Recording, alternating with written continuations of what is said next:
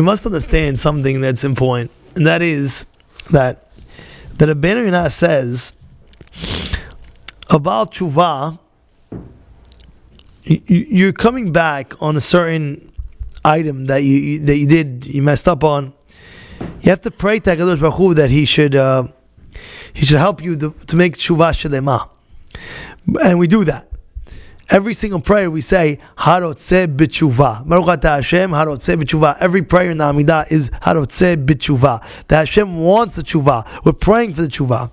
Now he writes, this is all great that you're praying for it. However, you must understand things that you can correct, you must correct. Again, things that you can correct with all the prayer and with all the tshuva, if you can correct it, you must correct it. Now, what's the example that he gives? Huh? What can't you correct? Can't hear you. What can't you correct? He's whatever you can correct. He said, what can you correct? So what can you correct? Well, let's see what you can correct. All right? So, the thing, I'll tell you how you're going to correct if a person ate non-kosher food. Stop eating non-kosher. Of course but what about the non-kosher food that was in his stomach? It's already there. How is he correcting that? How are you correcting that?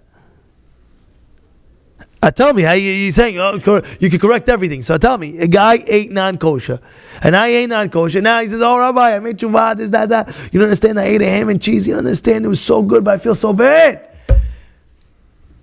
How are you going to correct that, tell me? Donate a dinner, kosher dinner. Oh, okay, fine. That's already tikkunim of meaning whatever's in your body, you have to metakin, right? Whatever's in your body. So I don't know how you're going to get that out of your system. I'm saying it's in the system. But the bottom line is, like Mike's saying, one of the ways is, let's say for example, you convince others to keep kosher.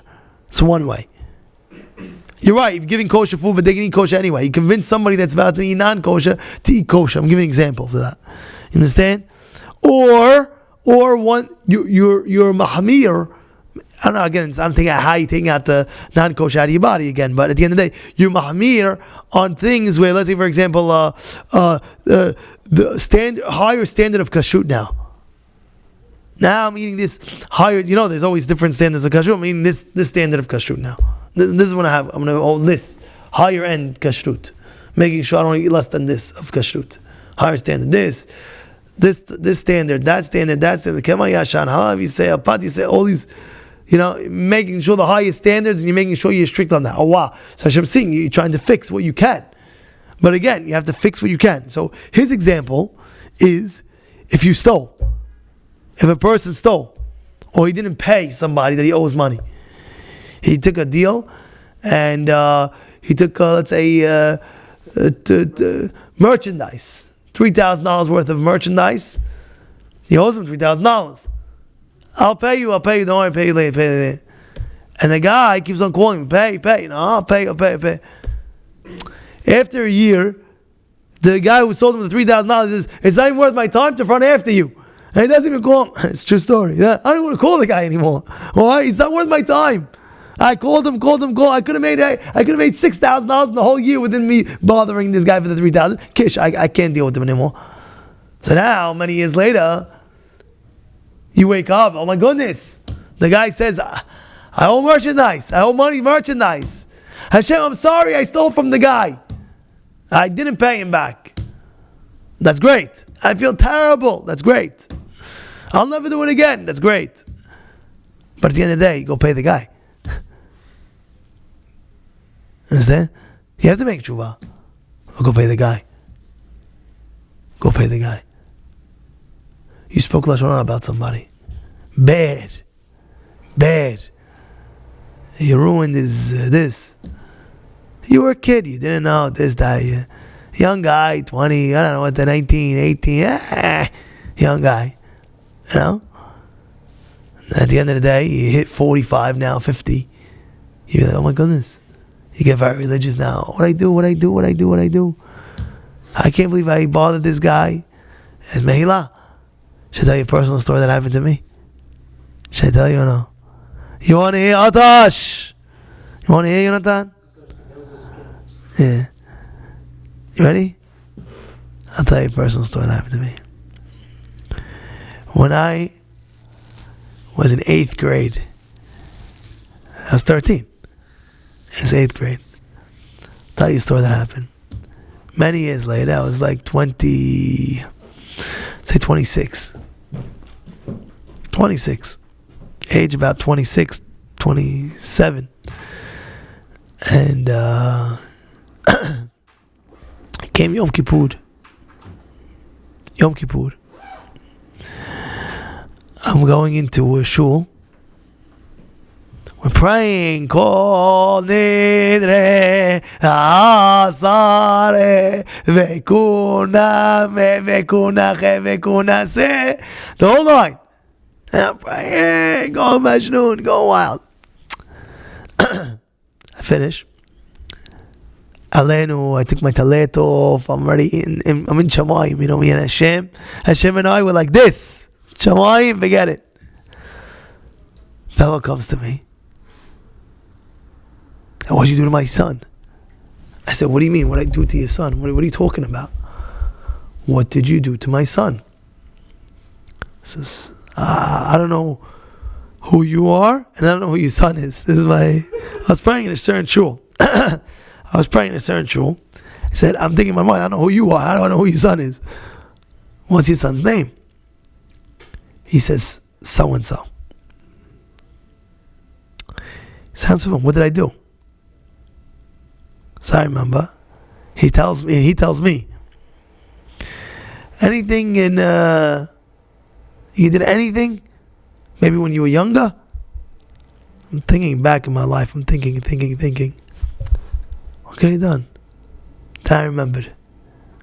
I was in 8th grade, and I did something like I basically took him down. I remember, 8th grade.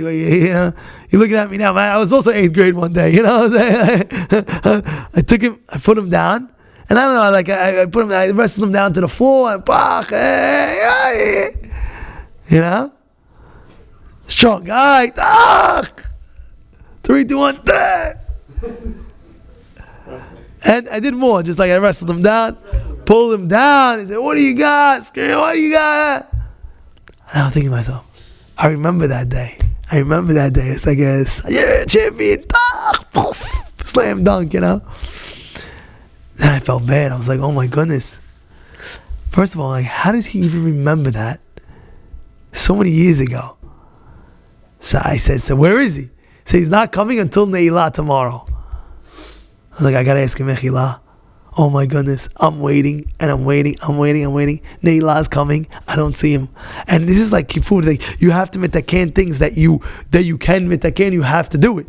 If you can fix what you can do, what you can fix, you must fix. Finished. There's no such thing games. There's no games over here. Dealing with Kadosh Baruch Hu, dealing with Shamayim over here. If you can fix it, you fix it. I gotta go ask Mechila. I don't know where he is. He feels very hurt. Now that I know, he feels very, very hurt. I'm waiting. Finally, I don't know, some reason, I walk outside for a second. I see him coming in. I say his name. I tell him, oh, so-and-so. I says, I'm going to say his name publicly. I said his name. Oh, so-and-so. He's like, how do you remember me? I tell me, I don't remember you. And I know the whole situation when he told his dad and this. I was like, of course I remember you. I don't know if you remember, but I told him like this. I don't know if you remember, but I remember when I was in 8th grade. I feel so bad even repeating it, but I slam dunked you on the thing, and I did I really ripped the heck out. Boom, I did, I ripped the guy, So I was like, remember? I don't know if you remember, but I remember. I feel so bad. It's been 13 years now, but I still remember. Understand what I said? I still remember. It's like, that's so many years ago. I already forgot. I said, please, you forgive me with all your heart. I feel so bad. I was a kid. I didn't know nothing. You know how it is when you're 13 years old. You feel you're a macho man. And you want to beat up the whole world. Hey, you know how it is. Please, from the bottom of your heart, do you forgive me? He says, of course, I forgive you. No problem. I forgive you. Gave him a hug. I prayed Ne'ilah. True story. You know what's going on? What you can forget, what you can fix, you must fix. You understand? Stop it here.